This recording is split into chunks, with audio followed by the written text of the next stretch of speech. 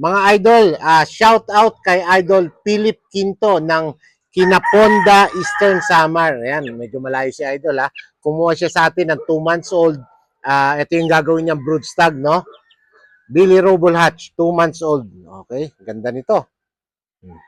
Tapos, kumuha rin siya ng 2 babaeng Duck Halsey Lemon. Okay, ayan. Okay, mga healthy. Malalaki na sila. Kompleto bakuna na to, idol ha. May mga dinagdag pa tayong additional variant ng bakuna. Kaya masisigurado natin napaka-healthy na mga makukuha yung sisiw, no? So itong mga 2 months old na to. By the way, yung lemon pala natin na mga 2 months old. So meron na tayong ilan. Priority muna yung mga nag-down na may order ng 2 months old. Available na yan ha. So message lang kayo.